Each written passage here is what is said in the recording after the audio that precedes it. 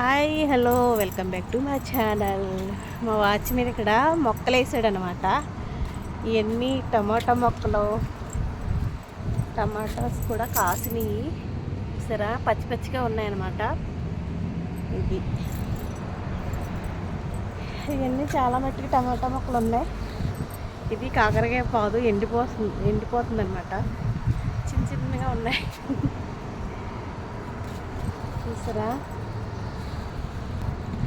ఇది వచ్చేసి మా స్విమ్మింగ్ పూల్ అనమాట.